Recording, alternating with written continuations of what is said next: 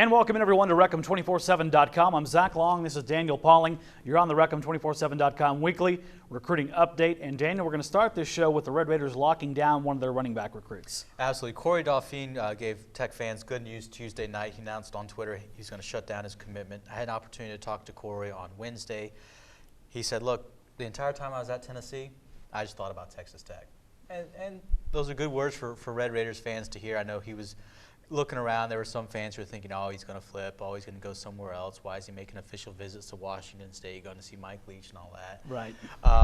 6 foot, 185-pound running back. He won the Class 5A 200-meter yard dash at State, 20.76 seconds. So he is a burner. Wow. Going to be on the Tech track team. Some schools wouldn't let him play both sports, so he said goodbye. That's a deal breaker. So Tech's going to let him do both. It's kind of a situation. I can't really blame him maybe for looking around a little bit. Lamar was the only school who had offered him. Then Tech offered him February 1st of this year. He committed the next day. All of a sudden, TCU started calling. Texas A&M started calling. Baylor started calling. Washington State started calling. And I can't blame him for looking around, especially when you start getting those SEC offers. He had offers from Tennessee and Florida as well. I can't really blame him for looking around, but he decided, hey, I'm going to Texas Tech. He canceled this weekend's official visit to Arkansas, which I think every running back would like to go there. Behind that line, yes, absolutely. And those tight ends, a lot of tight ends yes, there they going to do. be blocking. But yeah, I can't blame him for looking around. He's got to make his the best choice for him. But Tech is going to be he was the first 2015 commit in Tech's class. He's going to be staying with Texas Tech. Probably a good character kid when they stay loyal that long, because Tennessee's not exactly a small stadium, 100,000 people. So if he stayed dedicated to Texas Tech, that's someone who just loves being red and black pretty much, right? Absolutely, yep. And then speaking of people who obviously are still in love with Texas Tech, another one of their fine recruits received his Under Armour All-American jersey. Yeah, Braden Fehoko, the 4-star defensive tackle out of Honolulu, Hawaii. He got his Under Armour All-America jersey. Yesterday afternoon, I got a video up on Recom247.com. Very emotional. He broke down a couple of times. His parents were in the audience. They broke down a couple of times as well.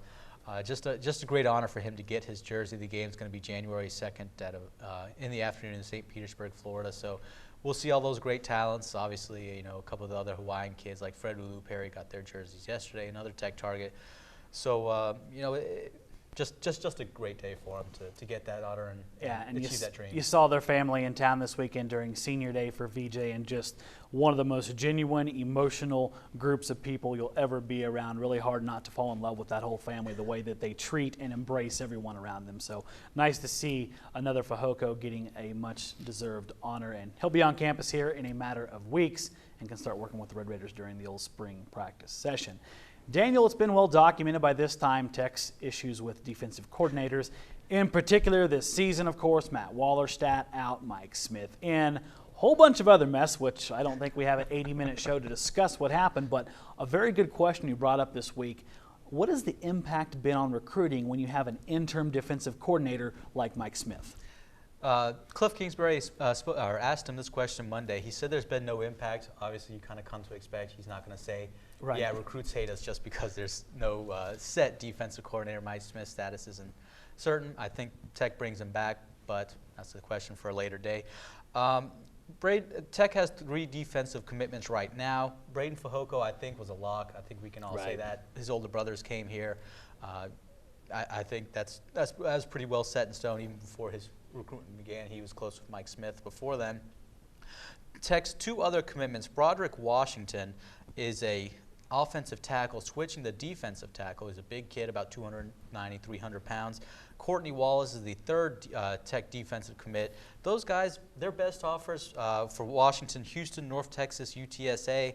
For Wallace, Central Arkansas, South Florida, Southern Miss. Nothing really grabs you. Maybe UTSA is a pretty solid offer, but when an FBS school like Tech comes calling, I think you have to jump at that opportunity. So I think obviously Tech is probably going to be judged by, hey, how do these kids perform? Right. Did the Tech recruit great kids who were just underrated? A lot of coaches didn't see, or did they take a chance that just didn't work out? But I think the big thing is those are the only 3 defensive commits Tech has right now. They have 11 offensive commits, obviously a lot along the offensive line, right. Very important part of the game. Just kind of taking a look through the defensive list, Tech there's a few players they're close on. They want to take 3 guys in the defensive secondary. I think about 2 safeties and 1 cornerback. Don't really see them close on any cornerbacks right now. A couple of safeties they are close on. Brandon Scott out of Louisiana, Christian Taylor out of Texas. You kind of look at it, Scott's number 51 safety, Taylor's number 106 safety. I know Keel Houghton, a lot of people want him. I think it's between Oklahoma and Baylor. Tech is close on maybe a couple of defensive linemen. Darian Daniels, the son of Tony Daniels, former Tech player. Joseph Wicker took Tech out of his top 5, or took Tech out of his top 4, just this past week. Reggie Walker, he has Tech in his top 3. He's a defensive end out of Louisiana. Arden Key, he's a South Carolina commit, making an official visit to Tech December 5th. So that's another name, another guy to keep an eye on. Arthur McGinnis, outside linebacker for Warren Easton. He plans to make a visit up to Tech as soon as this season's over. Warren Easton is obviously where Tyron Johnson plays. Right. So I think Tech fans would love that to be a package deal if at all possible. But on his own, Arthur McGinnis is an excellent linebacker, so it's not like Tech has to reach to get him. He's definitely a good player. But I just don't know how much of an impact Mike Smith being an interim DC has made. Kids, I think they want to see who's going to be the defensive coordinator and say, look, I can fit into this system. Here's what he wants to run. Here's how I want to, here's how I fit into that system. Obviously, if Mike Smith leaves after this season for an NFL or whatever the situation may be, what are recruits going to think? They're going to be recruited by Mike Smith, and he's going to be gone. But you never know. And Cliff did say, kids fall in love with the school, kids fall in love with the team. It's not necessarily a coach situation, but come on. I mean, you have a coaching staff change. You see kids leave and get releases from their scholarships all the time. You get a relationship with someone, it obviously is going to hurt you when they leave. And that's one thing we've heard this week, though, haven't we? Kids very respectful of Mike Smith. They have a lot of nice things to say about him. Yeah, absolutely. The Fehoko family is obviously number one. They knew him from about a decade ago, so they've definitely built that relationship there. I think Mike Smith is a good guy in terms of building rapport with recruits. He gets along with them. Nice guy to be around, to talk with.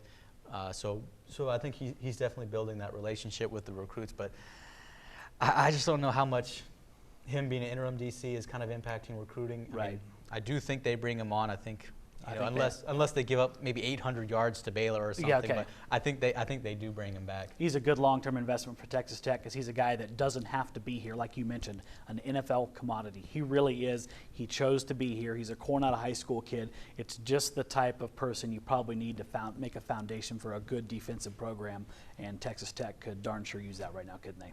Absolutely. I know a lot of fans out there want Will Muschamp. It's kind of a pipe dream. Not going to happen. Right. It's a little bit too expensive. I don't know if he'd be willing to come to maybe the Texas Tech when there's a few other schools that might be interested in him. Few. A little bit better defense than Tech has right now. So this might be a little bit more of a rebuilding project right now. So. Absolutely. Y'all, the Texas Tech football season is winding down, only 2 games left, but the Texas Tech recruiting season heating up big time. Go to Reckham247.com, get a subscription, follow Daniel Pauling on Twitter. He's going to have all your late-breaking recruiting news as we approach the all-important February National Signing Day. Until that time, though, we're going to bid you farewell. This is Daniel Pauling. I'm Zach Long. You're on Reckham247.com.